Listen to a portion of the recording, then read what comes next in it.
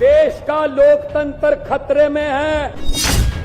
ये देश किसी के बाप की जागीर नहीं है।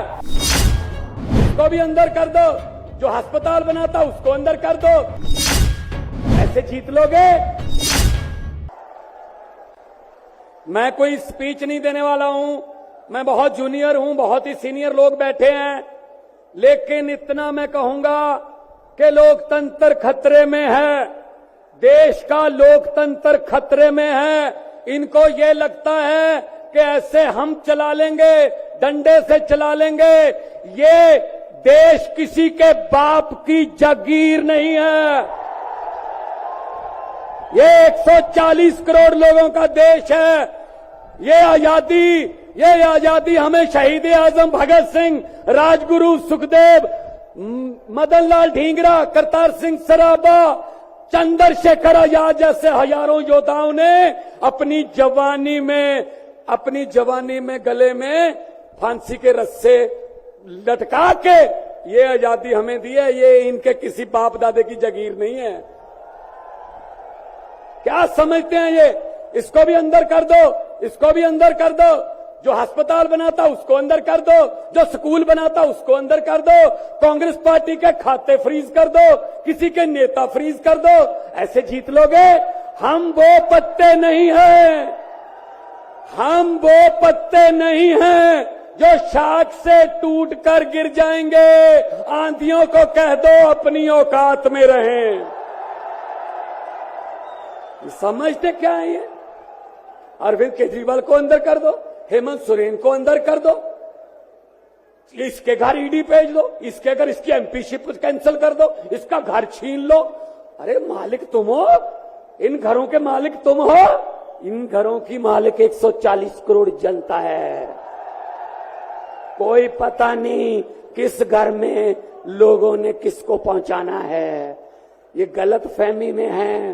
हुकूमत वो करते हैं जिनका दिलों पर राज होता है। यूं कहने को तो मुर्गे के सर पे भी ताज होता है।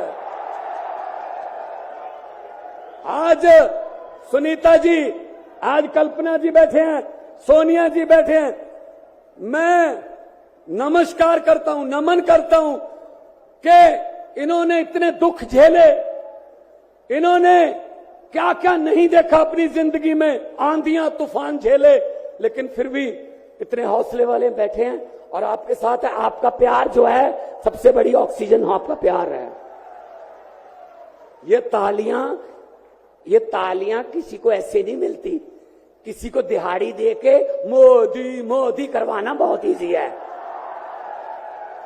जब कोई दिल से बोलता है ना, वो बात असर रखती है। जब दिल से बोलता है, ये देश के टुकड़े टुकड़े करना चाहते हैं, जैसे राहुल जी कह रहे हैं। ये देश को नफरत की आंधी में लेके गए हुए हैं। ये सीएए लेके आए। मैं पार्लियामेंट में था, मैं एमपी था तब। मैंने कहा जी मुझे बोलने का मौका दीजिए। कहते नहीं जी। मैंने कहा जी 30 सेकंड। कहते जी, मैंने कहा जी 30 सेकंड। कहते 30 सेकंड में क्या बोलोगे? नहीं। मैंने कहा जी 20 सेकंड। कहते 20? मैंने कहा हाँ। स्पीकर साहब कहने लगे आपका समय शुरू होता है अब। तो मैंने 20 सेकंड में बोला। मैंने कहा लंबे सफर को मीलों में मत बांटिए, कौम को कबीलों में मत बांटिए।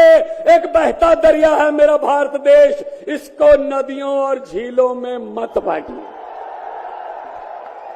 अरविंद केजरीवाल को तो गिरफ्तार कर लोगे, लेकिन उसकी सोच को कैसे गिरफ्तार करोगे? जो लाखों अरविंद केजरीवाल देश में पैदा हो चुके हैं, उनको किस जेल में कैद करोगे? अरविंद केजरीवाल एक व्यक्ति नहीं है, अरविंद केजरीवाल एक सोच का नाम है। इंडिया गठजोड़ इकट्ठे हैं, सब इकट्ठे हैं।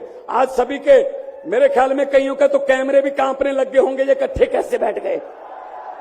ये चाहते नहीं हम इकट्ठे बैठे, कभी ये इधर से कभी इधर से, कोई अफवाह। लेकिन मैं ये कहना चाहता हूं सबको कि आओ इकट्ठे हो जाएं और इन भ्रष्टाचारियों को कह दो, भगवंत मान ने बोला था, इन भ्रष्टाचारियों को कह दो कि जितने मर्जी इकट्ठे कर लो पैसे, हीरे, मोती, मगर ख्याल इतना रहे कफन पे जेब नहीं होती।